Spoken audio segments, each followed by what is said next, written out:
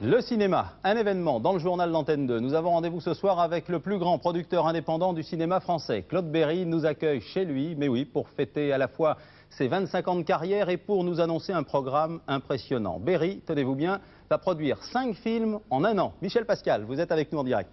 Oui, effectivement, et c'est un programme impressionnant et un sacré défi puisque Claude Berry va investir, tenez-vous bien, 450 millions de francs, 45 milliards de centimes sur ces 5 films. Mais je vous propose d'abord de parler de cet anniversaire, de ces 25 ans de cinéma et de tous les films qui sont nés ici, dans le bureau où nous nous trouvons, dans ce bureau qui est à 2 pas des Champs-Élysées, un événement que la presse souligne aujourd'hui, aussi bien dans le journal Le Monde que dans le magazine de cinéma Première. Alors pour vous mettre un petit peu dans l'ambiance, je vous propose d'abord une petite promenade en images dans le cinéma de Claude Berry. Regardez.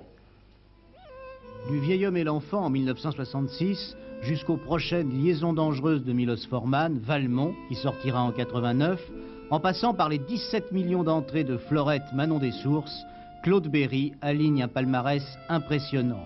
12 films réalisés, une cinquantaine de productions. Il n'y a pas de genre mineur ou majeur pour Claude Berry, qui passe de Claude Zidi à Roman Polanski, de Pierre Richard à Romy Schneider, et qui donne à Coluche ses plus grands rôles, comiques et tragiques. Un seul mot compte pour lui, faire du cinéma populaire. Et il va le prouver dans ses prochains films, de Molinaro à L'Ours de Jean-Jacques Hano, de Jacques Demy à La Petite Voleuse de Claude Miller. Il relève le défi le plus fou du cinéma français. Pour Claude Berry, le mot crise n'existe pas.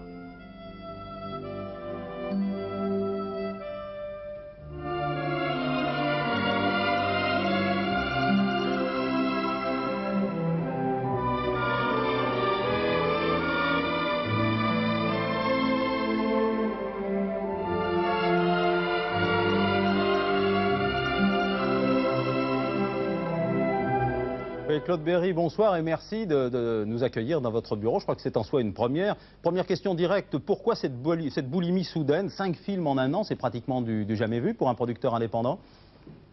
Bon, c'est plutôt une question de hasard. L'Ours s'est tourné l'année dernière. Cette année, se sont tournés les films de Molinaro, de Jacques Demy et de Claude Miller. Et le film de Milos Forman a commencé au mois d'août et se terminera en janvier. Qu'est-ce qui vous motive dans le choix des films que vous produisez?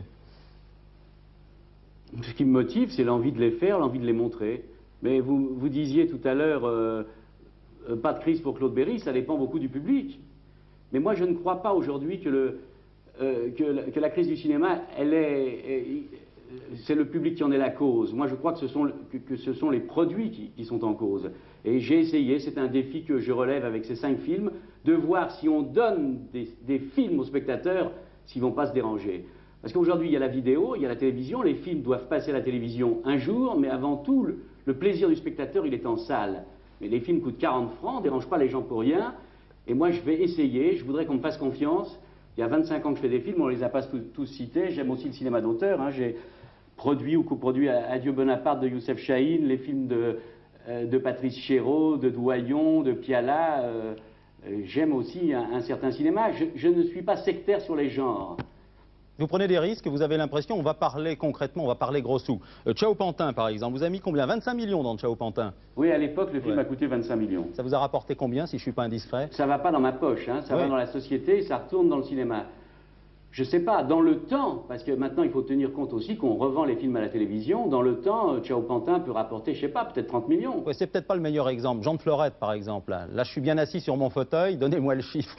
Oui, Jean de Fleurette, si on tient compte de la recette pour le distributeur, de tous les pourcentages accordés à Montand, à Jacqueline Pagnol, à Depardieu, à moi-même et à Rennes Productions, comme je crois que Jean de Fleurette a des années et des années dans le ventre de télévision, peut-être que c'est, je sais pas moi, 150 millions. Bon, après ça, on peut prendre des risques, hein. Mais je les prends, ce qui n'est pas le cas de tout le monde. Et c'est pour ça que les gens ne vont pas au cinéma. Parce qu'on fait des films, des petits films avec l'argent qu'on trouve, 10, 15 millions, on fait des téléfilms, on se couvre, et les gens s'ennuient au cinéma.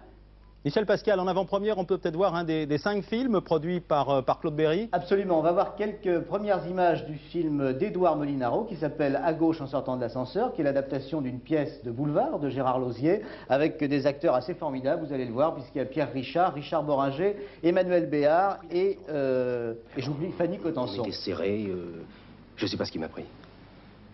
Elle était tout contre moi, il faisait chaud, Je sentais ses seins contre ma poitrine.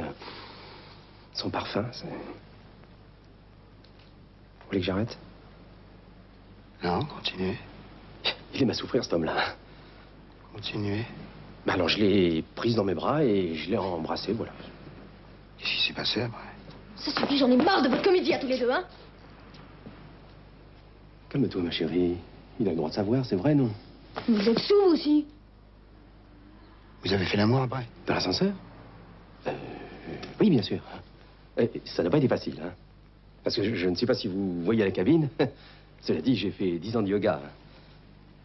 Alors la règle d'or, c'est de plaire au public. Ça va marcher, ça, Michel Pascal? Ah bah écoutez, je pense que ça va marcher parce que c'est un film, on l'a vu hier en projection publique et il a fait énormément rire la salle. Alors votre secret, Claude Berry, justement, c'est de toujours viser le grand public et de faire un cinéma vraiment populaire. Non, pas du tout. Quand je produis L'Homme blessé, je vise pas forcément le grand public, je vise un bon film. Non, mais là, en l'occurrence, le film de Molinaro, c'est un film très populaire, très drôle, et moi, j'aime bien le mélange des genres. Je peux produire Molinaro et je peux produire Miloš Forman. Pierre Richard, là, il a un rôle taillé sur mesure, hein, dans ce qu'on vient de voir, là. Écoutez, j'ai fait 7 films avec Coluche, et c'est le 5e film que je fais avec Pierre Richard. Et je pense qu'en France, aujourd'hui, le cinéma comique se meurt, il n'y a plus de films drôles, il n'y a plus de films comiques. Bon, on peut faire une petite parenthèse avec La vie est un long fleuve tranquille, qui est un film très original, avec des acteurs absolument inconnus, où l'on s'amuse souvent dans le film, mais je vous garantis que si on emmenait un huissier dans la salle et qu'on contrôle, si on rigole plus au long fleuve tranquille qu'à gauche en sortant de l'ascenseur, je prends les paris qu'on rigolera plus à gauche en sortant de l'ascenseur. Pour en finir, vous me posiez la question sur Pierre Richard. Depuis la mort de De Funès et de Coluche, je pense que Pierre Richard reste la seule grande vedette comique du film, et je demande aux téléspectateurs qui me regardent et qui m'écoutent, faites-moi confiance, allez voir les 5 films, commencez par le film de Molinaro. Je crois que depuis 25 ans, je l'ai prouvé, je ne trahis pas le spectateur. Merci en tous les cas de nous avoir accueillis ce soir. On en accepte l'augure. Merci.